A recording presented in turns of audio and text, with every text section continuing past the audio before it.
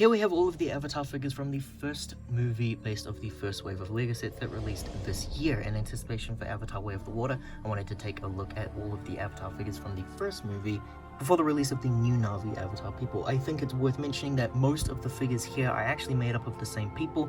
There are 9 Na'vi minifigures and only 5 of them are unique characters. All of the figures are exclusive towards their sets, even though there are reprints of Neytiri and Jake's, they are unique in each set. So let's take a look at the first wave of figures from the Avatar line. Our first figure is Neytiri. Going from the smallest set into the biggest, this is her as she appears in the final battle. Obviously, people have talked to death about how these figures are. Some people really like them, some people really hate them. I'm in the camp that really likes most of them, but I feel that some of them do have some problems. I really love the reintroduction of the long arms and the long legs. The long legs actually have different studs at the back compared to Woody or something. There's something that's different about the back of this, which means that it's actually a brand new mold, not a reuse of those legs, which is quite interesting. I really like how long and slanky they are. They come with the rat's tail, which I'm not sure if it's new or not. I feel like it was used on Itchy. The new Avatar head, I think it turned out really well. It looks really weird when you don't have the hair, but then when you add the hairpiece onto it, it looks a bit better again. I think the Na'vi are one of the rare exceptions that LEGO agrees with, where they kind of needed some sort of a distinct feature about them to differentiate them from the minifigures, so the ears do work a lot. The hairpiece also has this long piece here, which is used to connect onto animals and such throughout the Na'vi Pandora world, which I think is really cool. This means that Miles Quark is the first human person that we'll be looking at. He is basically a generic army soldier. He's a colonel. Take off the hair and head, buy multiples of these for these body prints. It's just so cool that they finally did like a military thing outside of Star Wars. I really like it. I really like the color scheme. I really like his face print. He's got his scarring as well. They used that hairpiece that I believe was used for M'Baku. I like a lot of the camo prints there as well. He's missing weapons. The military people throughout all of Avatar use so many weapons. It would have been really cool if he came with a brand new specially molded gun. I even feel like that Alien Conquest gun works perfectly fine for him. Whatever reason, LEGO decided not to include anything in this, probably because that would be too far over the line of military. But he is a really neat addition, and I'm glad that we're going to be getting more military bad guy type stuff in the new wave of sets. Our next set featured Jake and Neytiri. They both have spears. That's the only way that I'm really able to differentiate which one comes in which set. They came in the Banshee set. Neytiri here is how she looks throughout most of the film. She has her feathered necklace there, she's got the loincloth, she has like a tiara mask that she's wearing as well, the same hairpiece. All of the Neytiris and the Moat female figures, basically the women of the Na'vi, use the same hairpiece, and all of the male characters use the same hairpiece as well. There's not a whole lot to say once you've reviewed one of them. They all just have very different unique prints, but I really like them, and naturally the hair does come off. Impossible to do a double-sided face.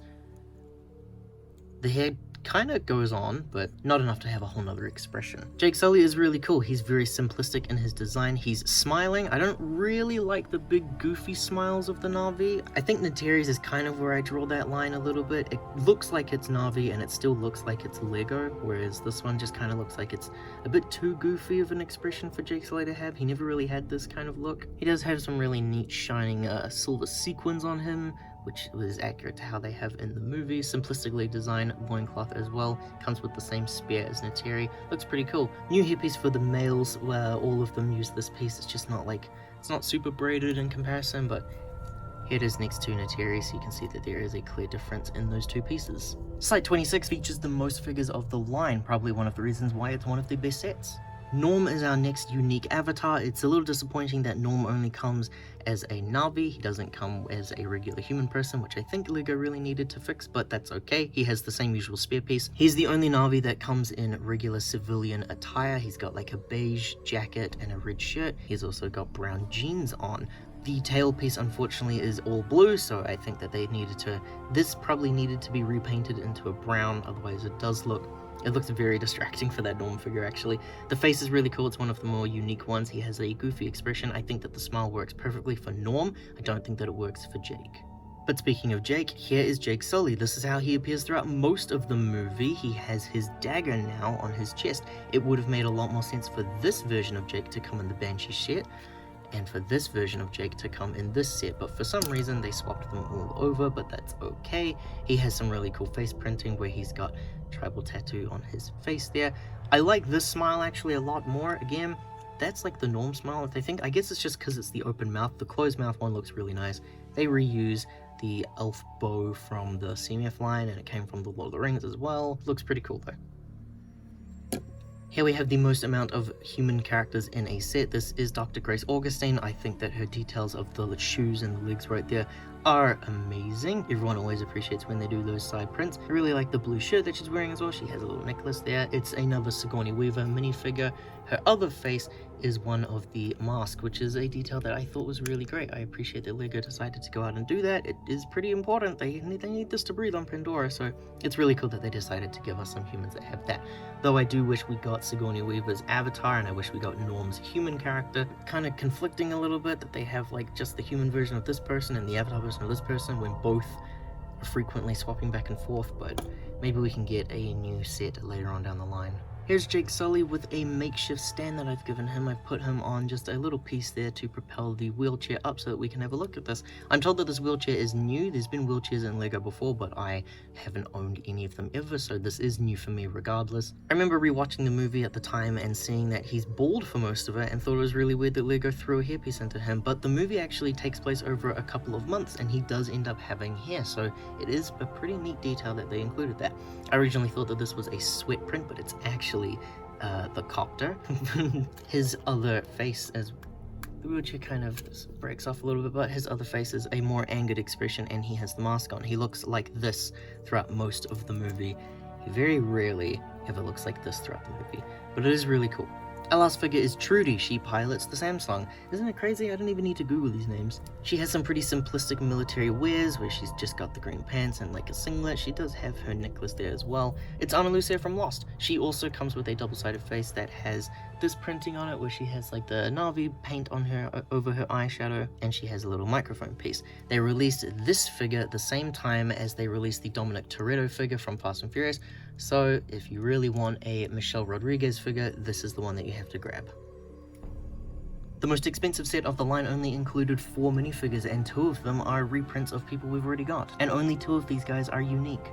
This here is Moat, who is the most distinct looking Na'vi of the bunch. She reuses the same loincloth legs that I think Jake comes with, but she does have a red shirt that she's wearing. Unfortunately, it isn't printed on the sides here, so it's just disgusting blue. It just kind of looks like she's wearing like, I don't know, a singlet and then has just put sleeves on and has left her sides there exposed.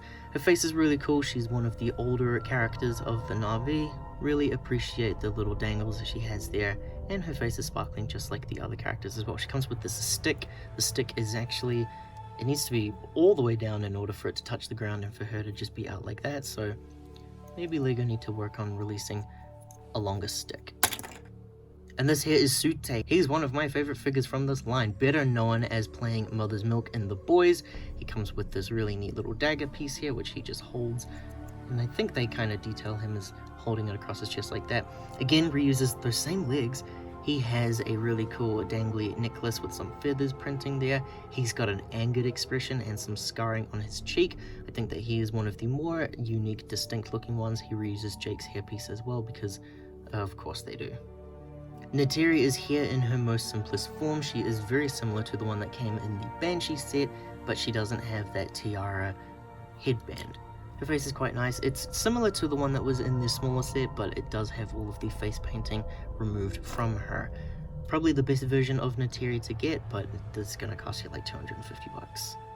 And our final figure is Torak Makto, who is Jake Sully in his endgame attire. He comes with that same knife there, but it's actually been removed. I'm trying to find my other Jake figure here. You can see there, it's the same chest. He's got this sheath, but he's missing his knife now. He's got some tribal paint on his face and on his chest. You'll notice that with the other Avatar Na'vi figures, if they have the face painting, they likely have the tattoos and the sparkles removed from them, which is pretty interesting. I've just noticed that now. Same hairpiece, same legs as Neytiri, interestingly enough. Reuses that bow piece as well, and he's definitely the more unique of the Jake figures, but I think this one here is still my favorite one, if I'm being honest. I just like the simplicity of that figure specifically. So that's all of the Avatar figures from the first wave of sets. A lot of people are giving this line a lot of shit, but I really like it. I think that the figures are really cool. I think that the sets are really cool. I really like Avatar. I'm excited for the new one. This is just like, it was like made for me. I really love licensed Lego sets, so of course I was going to be a sucker for all of these. If you enjoyed this, then please like and subscribe. It helps out the channel a lot. We've made other comparison videos of figures, so be sure to check those out. And as always, thank you very much. We'll see you in the next episode.